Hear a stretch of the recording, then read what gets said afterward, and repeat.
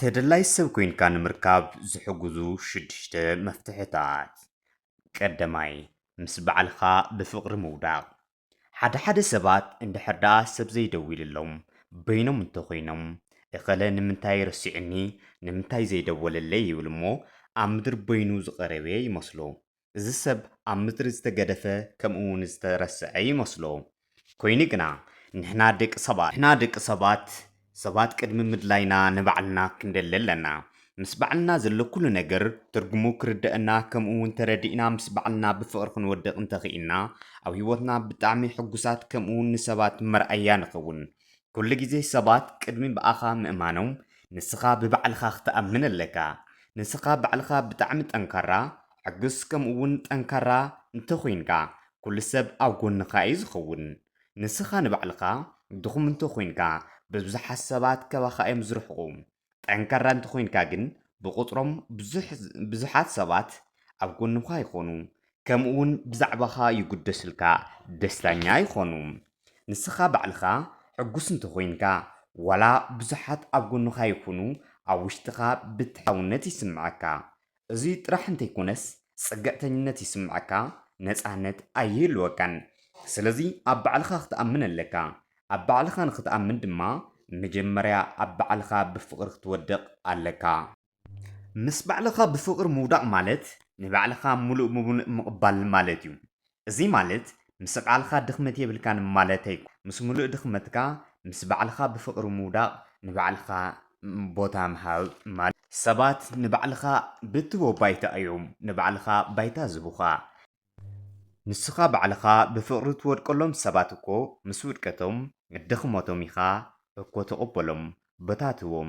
ስለዚ ንስኻ ባዕልኻ ድማ ንባዕልኻ ቦታ ሃብ። ንባዕልኻ ምስ ሙሉእ ጉድለትካ ሙሉእ ብምሉእ ፍተዎ። ንባዕልኻ ክትፈቱ ከለኻ ሰባት ንኽትማርኽ ኣይትፅዕርን ኢኻ። የግዳስ ሰባት በኣኻ እዮም ዝማርኹ።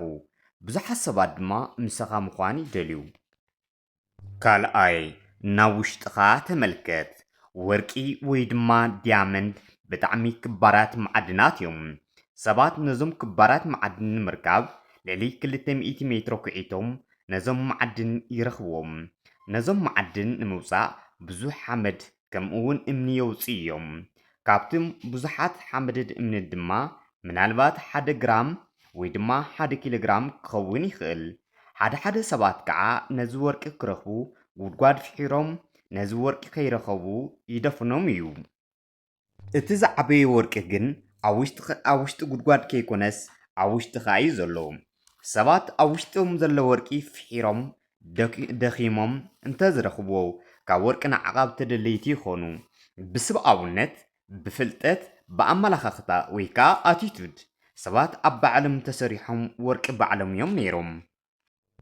ሓደ መምህር ኣብ ሃገረ ህንዲ ትምህርቲ ክመሃር ይኸይድ እሞ እቲ ቤት ትምህርቲ ይጠፍኦ። እቲ ትምህርቲ ቤት ንምርካብ ድማ ንሓደ ንእስ ዝበለ ቆልዓ ይጥይቖ እሞ እቲ ቆልዓ ከዓ ንቅድሚት እንተኸይድካ ልዕሊ 4500 ኪሎ ሜትር ይብሎ። እቲ መምህር ይድንግፅ መሊሱ እቲ ቆልዓ ንድሕሪት እንተኸይድካ ግን 3 ኪሎ ሜትር ይብሎ። ስለዚ ደቂ ሰባት ንደገ ማለት እውን ካብ ውሽጥና ወፂና ንደገ ንጥምት እንተኮይና ኣብ ሂወትና ውሽጢ ሕጉሳት ክንከውን ኣይንኽእልን። ሕጉሳት እንተዘይኮይና ድማ ተደለይቲ ክንከውን ኣይንኽእልን። ተደለይቲ ንምዃን ድማ ንደገ ምጥማት ጠጠው ኣቢልና ኣብ ውሽጥና ዘለው ፀጋታት ፍሒርና ኣዋረቕ ምግባር ይከኣል እዩ። ካብ ደገ ምድላይ ማለት ዝኾነ ሰብ እንተሓጊዙኒ ውጭ ዓዲ እንተኸይደ ትብል እንድሕር ደኣ ኮይንካ ደው ኢልካ ትተርፍ ማለት እዩ። ማንም ሰብ መፂኡ ሂወትካ ኣይቕይረልካን። የግዳስ ኣብ ውሽጥኻ ዘሎ ወርቂ ብደንቢ እንተተጠቒምካሉ ጥራሕ እዩ።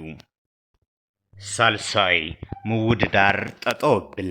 ሓደ ሰባት ዝዕወቱ ዝመስሎም ሰባት እንተወዲቖም እዮም። ኣብ ንእስነት ዕድሜኻ ወላዲኻ ኣብ ቤት ትምህርትኻ ቀዳማይ ኮይንካ እንተወፂኻ ንኻልኦት እንተዘይቀዲምካዮም ትበሃል እሞ ኣብ ውሽጥኻ ንኻልኦት እንተዘይበሊፅካ ንኻልኦት እንተዘይመሪሕካዮም ኣነ ሰነፍ እየ ዝብል እምነት ይፈጥረልካ። ስለዚ ዓወትካ ኣብ ናይ ካልኦት ውድቀት ዝተመስረተ ይኸውን ማለት እዩ። እዚ ጥራሕ እንተይኮነስ ምስ ካልኦት ተምሃሮ ኣብ ዝለዓለ ጠርዚ ምውድዳር ትበፅሕ። ንኻልኦት እንተዘይበሊፅካ ናትካ ዓወት ኣብ ዝተሓተ ደረጃ ከም ዘሎ ተኣምን።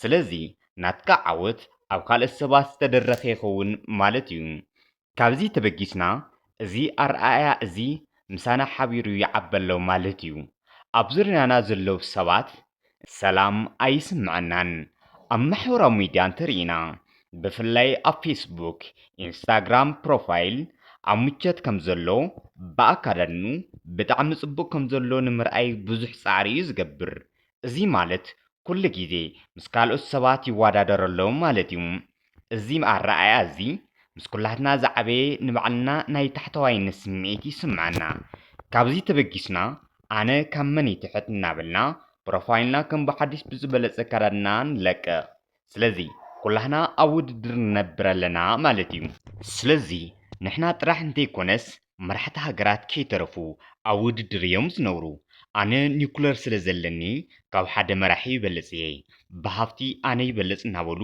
ምስ ካልኦት የናፃፅሩ ሓደ መራሒ ነቲ ካልእ ከድምፆ ክምረሐሉ ይደሊ ስለዚ ኩሉ ሰብ ኣብ ውድድር እዩ ዘሎ ካብዚ ተለዓለ ድማ ደቂ ሰባት ኣእምሮኦም ሰላም ኣይህልዎምን ኩሉ ግዜ ኣብ ሻቕሎት እዮም ዝነብሩ ሰባት ብቕንዕና እንተመፅኦምካ እኳ ዝኾነ ጥቕሚ እዩ ደልዩ እናበልና ንሓሳብ ታሕተዋይነት በዓል ሙሉእ ልቦና ኣይንኸውንን ምኽንያቱ ኩሉ ግዜ ኣብ ውድድር ኢና ንሰባት ምውድዳር ገዲፍና ንሰባት ምድናቕ ንሰባት ምኽባር እንተጀሚርና ብጣዕሚ ፓወርፉል ሰብ ንኸውን ቁኑዕ ከምኡ እውን በዓል ብሩህ ኣእምሮ ንኸውን ምስ ካልኦት ሰባት ምውድዳር ገዲፍካ ንካልኦት ሰባት ምድናቕ እንተጀሚርካ ምኽባር እንተጀሚርካ ኩሉ ሰብ የኽብረካ በዓል ሙሉእ ልቦና ትኸውን ምስ ካልኦት ምውድዳር ጠጠው ብል ራብዓይ እምቢ ማለት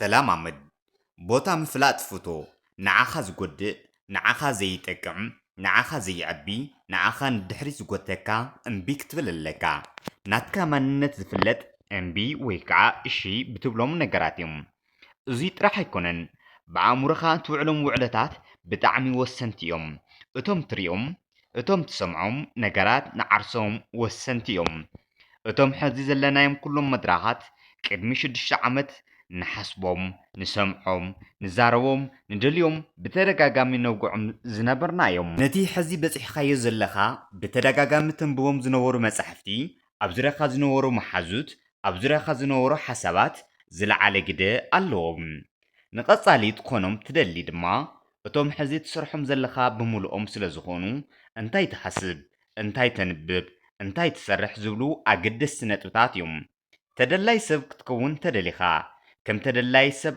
ኣክት ምግባር ተለማመድ ተደላይ ሰብ ንኽትከውን ምጽዓር በብመዓልቱ ለውጥታት ምርኣይ ተደላይ ክገብሩኻ ዝኽእሉ ኩሎም ነገራት ምግባር ኣገዳስ እዩ ካልእ እቲ ኣገዳሲ ነገር ድማ ወሳኒ ሰብ ምዃን እዚ ማለት እምቢ ዝበሃል ነገር ቆራፅ ዝኾነ ውሳነ ምሃብ እሺ ዝበሃል ድማ ግዜ ከይወሰድካ ውሳነ ምቕማጥ ናይ ተግባር ሰብ ምዃን እዩ ብፍላይ ንዓኻ ዘይጠቅም ነገር እምቢ በል ሓምሻይ ካብ ምቸት ምውፃእ ተለማመድ ተደላይ ሰብ ንምዃን ሓደ ዓብይ ነገር ይሓትት እቲ ዝዓበየን ኣገዳሲ ነገር ድማ ለውጢ እዩ ለውጢ ድማ ካብ ምቸት ምውፃእ ይሓትት ዋጋ ምኽፋል ይሓትት ኣብ ዘለኻዮ ኮይንካ ኣይትልወጥን ኢኻ ለውጢ ናባኻ ንኽመፅእ በረንኳኾሕ ሓደ ሰባት ናይ 20 ዓመት ናይ ስራሕ ልምዲ ኣለና ይብሉ እዚ ማለት ግን ናይ 20 ወይ ድማ 30 ዓመት ናይ ሓደ ስራሕ ሕግም ደኣምበር ናይ 20 ወይ ድማ 30 ዓመት ናይ ስራሕ ለውጢ ዕብየት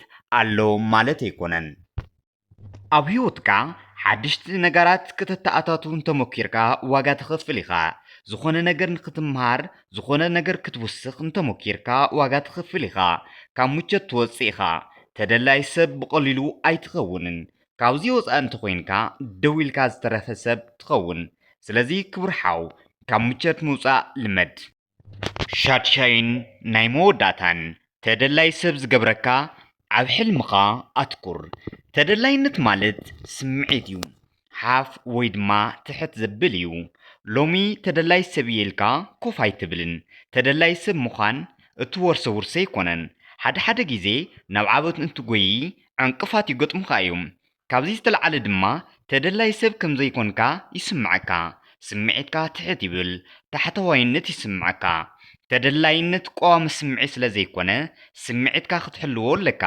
ልክዕ ከም ዝዓቢ ተኽሊ ክትንከባኽቦ የድልየካ እዩ ኩሉ ግዜ ተደላይ ሰብ ምዃንካ ዝስምዓካ ኩሉ ግዜ ስለ ትበፅሖ ነገር እንትትሓስብ ጥራሕ እዩ ሓደ ግራንድ ኮርዳን ዝተባሃለ ሚሊዮነር ናይ ዓወት መሰልጠኒ ከምዚ ይብል ብጣዕሚ ክኸፍአኒ ከሎ ብነገራት እንትባሳጮ ብሰባት ሕርር ክብል ከለኹ ናብ ገዛይ ይኣቱ እሞ ሕልመይ ደጋጊመ ይፅሕፎ ደጋጊመ ትኩር ኢለ የንብቦ ብሓደ ግዜ ስምዒተይ ይቕየር ብሓደ ግዜ ተደላይ ሰብ ምዃነይ ይስምዐኒ መንነተይ ኣብ ቅድመይ ገዚፉ ይረአየኒ ይብል ስለዚ ትኩረትካ ናብ ዘለዎ ጉልበትካ ናብኡ ኣንፈት እዩ ዝፈስስ ኣብ ሕልምኻ እንድሕር ደኣ ተትኩር ኮይንካ ኩሉ ግዜ ናይ ተደላይነት ስምዒት ይስምዓካ እዩ خبركم تخطتلتي زي channel እዚ ቪድዮ ምእንታን ናብ ካልኦት ክበፅሕ ሳብስክራይብ ሼር ላይክ ኮሜንት ግበሩ ክሳብ ብኻልእ ቪድዮ ንራኸብ ሰላም